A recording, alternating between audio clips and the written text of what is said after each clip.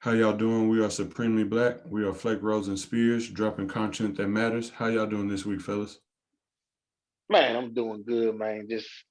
Just got back in town from being in H Town down there kicking it with D Rose for a little while. We had a good time. Uh, man, I'm definitely gonna have to come back for show. Had a blast. I don't know if my body is built for that many brunches and outings and unlimited mimosas and, and everything else. But I had a good time, a much needed break to get away, let loose, go somewhere where, nobody really know my name and just have a good time. And ever since I've been back, me and water has been best friends. I've been on that water real heavy and try to get some of this alcohol up out my system. Clothes, unpacking clothes, smelling like hookah and everything. So, but yeah, man, I'm good. I'm refreshed. Man, I don't know. I'm just a little excited, still a little geeked about that, man. But the week has been good due to that. Yeah, man, that's this D Rose. It was definitely a dope weekend. I appreciate you coming down again. We're gonna have to do that again. I would say soon, but we know the wife's gonna probably be like, I need to be on the next trip. But nah, it was dope, man. It was super cool. But like you said, I got been back on my water intake. I got to hit my trainer in the morning at 7 o'clock. So if I text you and cuss you out, it's just because the moment you get off the plane Friday, them shenanigans caught up to me. So I already know how it's going to be. So, yeah, but it's been dope, though, man. How about you, Spirit? Uh, I hate that I couldn't make it, but life happens and things happen. So, uh, things been good for me.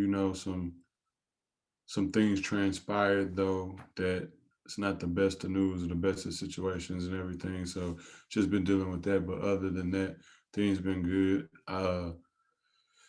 Work been it's been good, but it's also been frustrating because they've been flexing me to a different department, like every 2 or 3 days, and it's like I didn't come here to work in that department, so stop putting me there. But we're a little short-handed and stuff right now, so I keep getting flexed. But other than that, everything's been good with me for the most part.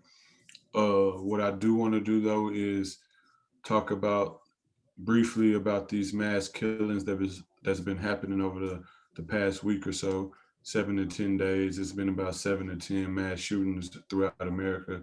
So I do want to pay our respects to the lost lives, to the people who are mourning and hurting right now.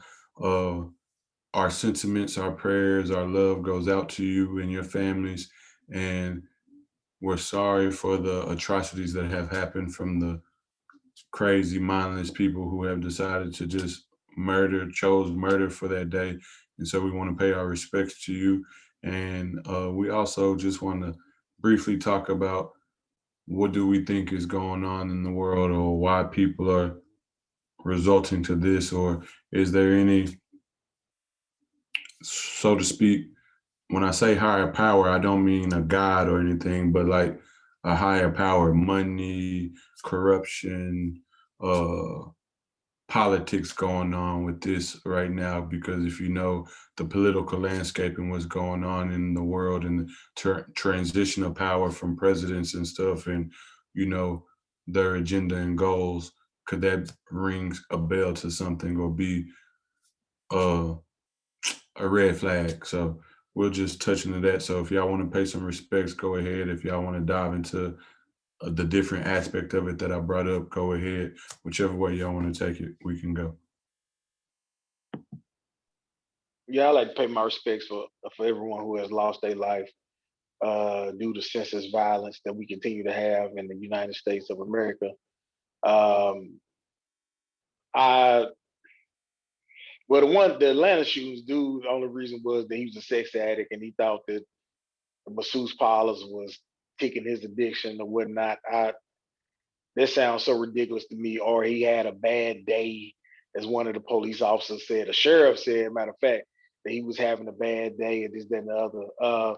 I just don't get the point why some people get to have bad days like that and get arrested, while others can have a bad day and never make it home or never get to see their day in court. Um, it just seemed like it's an excuse every time a certain group has a racist backlash in a bone about it, and we just call it what it is. They hate to say this is white terrorism, vanilla ISIS, as I call them, but whatnot. I will say, as far as political power goes, um, every time we change office and get a Democrat in the office, we go through this whole "they gonna take all our guns" type situation. So I don't know what's gonna happen after that. I'm not the type of person that thinks all guns should be taken. I do think a thorough background check should be done. From my research, from my understanding, if you want a passport, the background check is a little bit tougher than if you want to go purchase a gun. So I feel like they should not take guns away, but have a little bit stricter background check on who are we giving guns to in situations like this. Um, but I mean, if anybody else is having a bad day and you a sex addict and feel like somebody's ticking you off and you want to go in there and shoot because you're a sex addict, just grab some lotion and open your phone up to a web browser and take care of yourself in both ways. I mean, there's either masturbate and then kill yourself after that if you feel like if that don't change your mind. So all of them who did it, mass shooting, fuck you. And like Samuel L. Jackson, yes, they deserve to die, and I hope they burn in hell. Brother, did you say Vanilla Isis? Yes, Vanilla ISIS is what I call them. That's a good one there. That's a good one. I ain't never heard of that. That's a good one. Yeah, yeah, like my respects, I pay my respects, and it goes out to everybody that was deeply, impacted by the mass shootings. I definitely hope that, nobody that's close to me is ever caught in a predicament like that. You just never know in this day and time. So definitely, much love and respects to those communities and the people and the family members that were, impacted. In regards to your thoughts to the political side of it, if anybody that knows me knows I think a little different. Some people have a term for it. I just think that I like to look at things from a different angle, especially time and places of how things always occur. I think it's a little bit of both. It's a little, people are mentally unstable that have guns, but just outside of the brother that actually killed the family members over the stimulus check, it's been obvious of the groups of people that have been involved in mass shootings that there's not a standoff. They're able to kill multiple people and being arrested. And they're not even talking about really the families that are impacted. It's the person that did it.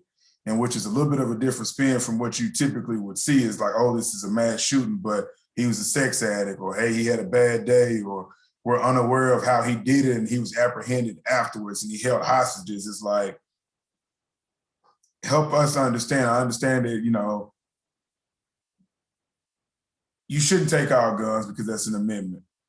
But the thing is that when we're seeing on one side of the fence that some people are killed for nothing, and then you take in people that have killed multiple people, not any conspiracy, not a traffic stop, it's just, it should make you think a little different of like what's really going on for these people to actually be arrested and them to break down to the point where they know what porn site he would go to on his phone, and somebody that's getting stopped for a regular traffic stop, like Flake said, doesn't even get to make it home. Like, I think that's more of a bigger issue in America is that we see mass murderers get arrested, and we see people, no matter of color, could get stopped at a traffic stop and they're dead. So it's like, when do you all pick and choose aggression? Because it seems as if that if you're running across a forest that is just as dangerous as you are with a gun, you approach it completely different. So I just think that gives off the wrong impression to regular citizens that may not have a gun or may be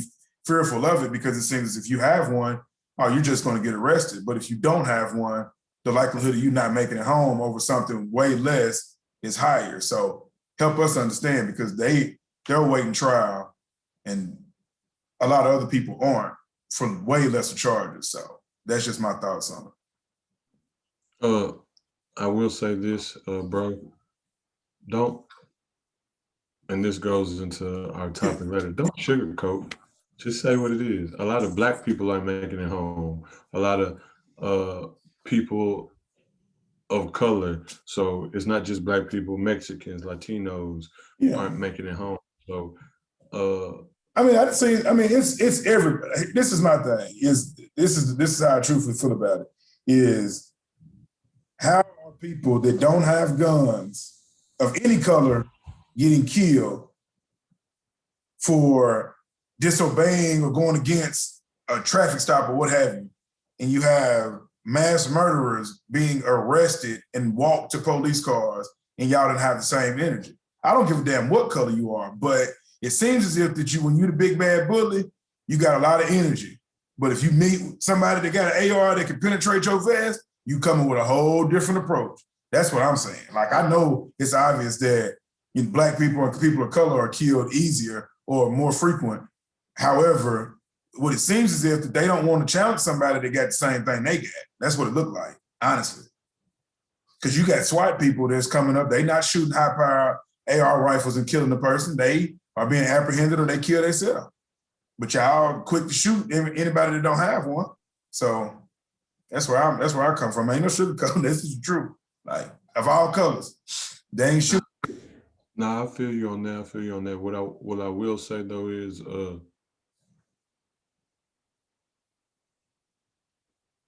I think just besides the Breonna Taylor one, I could be mistaken, most murders and killings of people without guns have just been by a regular ass police officer because the SWAT team is a little bit more strategic, patient, and assembled in their attack on whoever.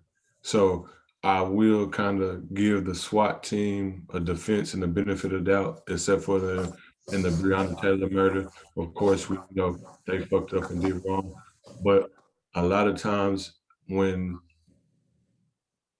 people are taken home that have guns or taken to the jail or whatever that have guns and not harmed, and then people who are murdered who are gunless and weaponless, it has to do with just an individual or a couple of individuals just being racist, power hungry, something up there where they got a dictator or a tyrant or whatever, lack of patience, however you want to word it, but problem. So I will say that, but I definitely agree with you with that. It doesn't matter what color you are. Uh, when you feel like you can run over somebody, you do it. But Yep. when somebody brings you some rah-rah energy, you kind of, oh, hold on, wait a minute. Yeah, let's be strategic now. Like, hey, we need to come from this angle, but don't approach the house this way. But yeah, anybody that looks regular old John Doe, we come into play, we plan to air him out. It's 4-5 cars, everybody got their guns drawn.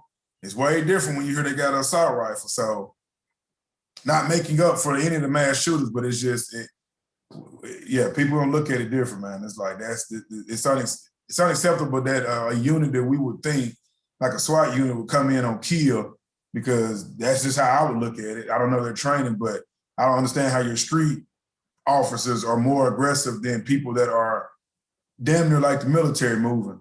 And so if they can be as patient knowing that they're walking into hostage situations, I definitely think that you stopping somebody going 75 into 50, you don't have to be that damn aggressive. Let's just put it out there. No, that's true. Yeah, the SWAT has a little bit more training than your normal police officer that you have. And the only reason why I even got a little bit of insight, when I first started working at a job, Yeah. they actually, and I used to work 3:30 to midnight. They actually met not in the same parking lot, but the parking lot across from where I work at, and like all met up in the SWAT truck or whatever, and was out there talking and was setting up. And me being me at the time, that's the first time I ever seen something like that. I went over and started asking questions. You know what I'm saying? They was like, "Oh yeah, we about to do blah blah blah. We just going over our game plan right now." And they putting on their vest, helmet, shield, guns, 3-4 guns on them, and they was out there really just talking through a strategic plan on how they was gonna approach this. You go this way, this person go this way. All right, you don't go anywhere till I speak. You stand at this spot and have a clear shot if needed. But it's like a whole different world in that one. And one thing we've talked about on this podcast numerous times that we need better police training. I think Spears had mentioned once before that you to go get your hair license is longer than to train for the police.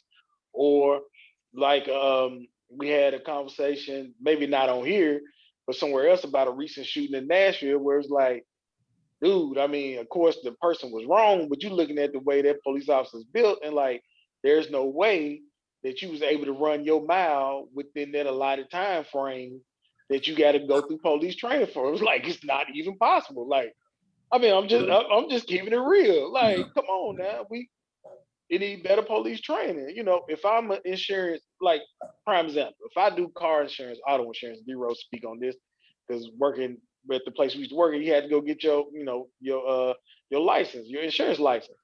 We had to renew that every couple of years, and you had to go through that test and train and all that again. And we ain't affecting nobody's life. We were just affecting money. You know, you might be off a little bit on some money, but we talking about people who are supposed to be defending and working for law-abiding citizens that not required to go through additional training or not required to keep a certain body shape. Or if you get overweight, you gotta go into the office for a while till you get underweight. Or, if you, I don't know, anemic and you lost a whole lot of weight, it's like now you had to get to a certain point where you could be able to do your job. And it seems like that's the only one where once you get in, you good. Even Mhm. airline pilots, they flying, and I guess because if an airline pilot crash a plane, that's automatic 300 people passing away. But if you go on the average of that, they don't kill as many people. You know why? Because they training multiple times a year for this situation, that situation, this situation. Fire department, they go through multiple trains as well. They don't put out one fire and that's it. No, you gotta go through multiple training. Yep. So I mean, that's and everybody else do. The armed forces. We talk about the Air Force, Navy, Marines. They go through repeated training. Even the National Guard, when they meet up once a month, that's training. But it seems like the police officers, the only ones don't go through that. Repeated training, and it's not like we don't know they don't have money to be able to afford to do that. Yep. What most, I would say, majority of police stations or county or whatever got the money to spare some type of training, repeated training for them, and they just don't go through it. No, that's real. And I've seen the last little part on this. I've seen that other countries that have higher requirements for their police officers is far less killing amongst their citizens. So it's so much. That's a year's worth of podcast within itself to talk about what could be done differently. But that's really my sentiments on it. My prayers and thoughts goes out to the family, but For sure. to the armed forces, the police officers, like just show some consistency in something. And I think people will start looking at it with more respect. But the inconsistency is ridiculous, honestly. Okay, so I just have a quick question.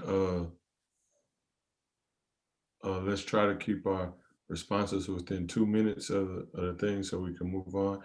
Do y'all think this has a political aspect with it, with the number of mass killings that's been happening and transpired within the first 100 days of Biden Harris presidency, and because of where Biden stands on gun control, gun laws, uh, trying to take guns away from people, do y'all think this has some political aspect with it? I think every time that anything happens that is just extremely magnified within the news, there has a political aspect to it because, that's just what it's about. It's about, unfortunately, it's not really about the people. Sometimes it's about the ratings and what their ultimate goal is. So it doesn't shock me that it's so many so fast and it's an eye on every little single issue with guns. It happens daily, but it just looks like I could see the agenda and the difference between the two. Flake? I don't know. To be honest with you, I would have to do a little bit more research and look into interviews, videos. They got video of the shootings, and stuff like that. And the only reason why I say that because you can kind of tell when something seems a little off or not. Like I said earlier, it seemed like every time we get a Democrat, we go because Barack Obama's supposed to take all the guns, he didn't. So I expect this to turn around and be the same thing. But when a Vegas shooting happened, who was that under? Remember That when the was guy was shooting out the that, window in Vegas? that was under President Orange. It was under Orange. Okay. Um, with no talk of gun control, what I would like to see though, I would like to see is the what's it, the National Rifle Association, NRA. I would like for them not to just sit back and not say anything when these situations happen. Step up to the plate and make some type of comment outside of government don't need to take our guns. Like they need to step up to the plate and make some type of statement when things like this happen. As in, we can start having a little bit better gun control on who was getting these guns and stuff like that. I would like to see them back up some of this stuff. Yeah. As for me, I believe it's a little bit of both, and I would have to agree with both of y'all.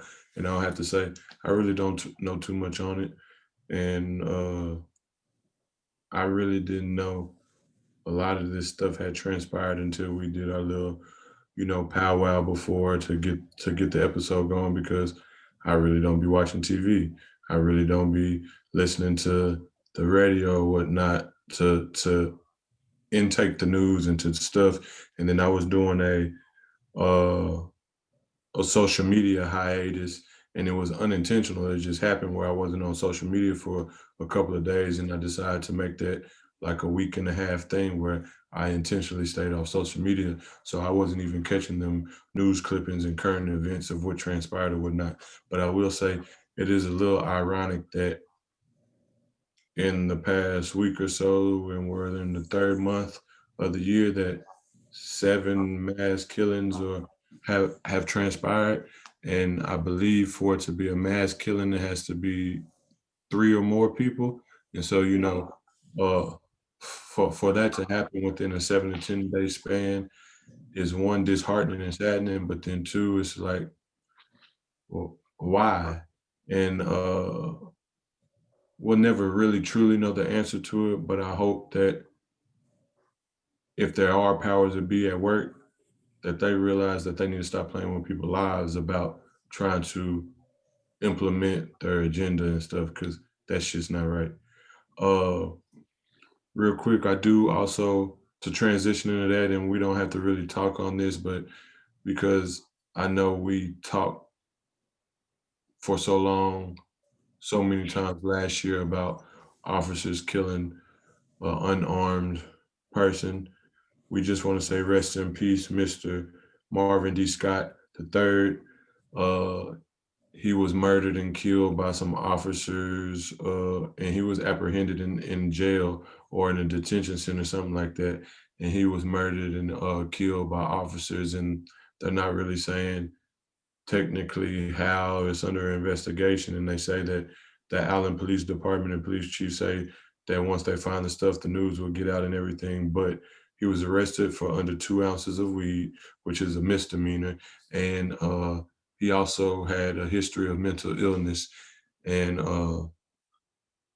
and mental illness and schizophrenia. So to Rose's point that he said earlier, one, it's an unarmed man, but two, it's another unarmed black man. And instead of trying to de-escalate the situation, and instead of also doing your research and knowing what ailments ail a person or what a person's going through, y'all just want to harass, abuse your privileges and your physical prowess on somebody. And again, it was more than one apprehender and cop who was apprehending him. And then the story is, but it's still, the investigation is still going on. It was kind of similar to what happened to George Floyd. And so I just want to say rest in peace, King. We're sorry that it happened. And when more news comes out, we'll do our best to tell your story and to lift you up, because that is a tragedy. If y'all got something to say about it real quick, y'all can. I just can't. I still don't understand why we hadn't implemented this whole thing. I know it's been discussed where we will have with the police unit, you will have a person that's kind of like a psychiatrist that would go out in mental health situations.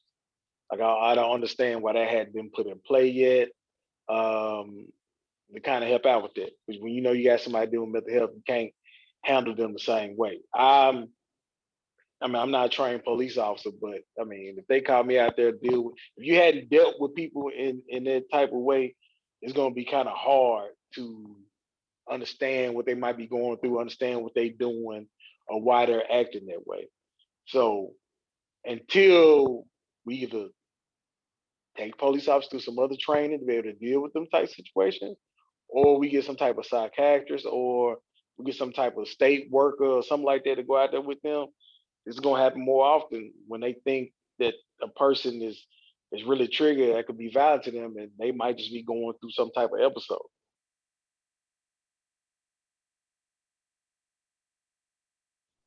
I'm keep it short and sweet, just because today's already been a little bit of a day, but definitely rise in power. And to your point, Flake, I completely agree. We need to be more intentional with sending out people that are looking to de-escalate the situation to find out what's going on, instead of people that are only really trained to arrest or supervise, which may not necessarily be needed, especially with people that are schizophrenic. They are already going through a paranoia, so depending on what that paranoia stage could be, it could have been a previous trauma from a police officer, so that really only makes it worse and makes that person disconnect. I know that because I have somebody very close to my family that's schizophrenic.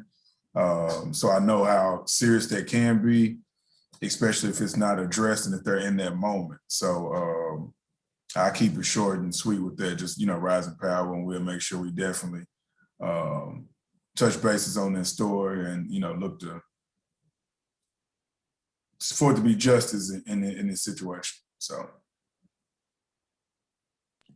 So now on to a different topic with a different twist and a different story. Oh, go ahead, Flake. And before we get to that topic, we're going to take a second to pay these bills for a little bit.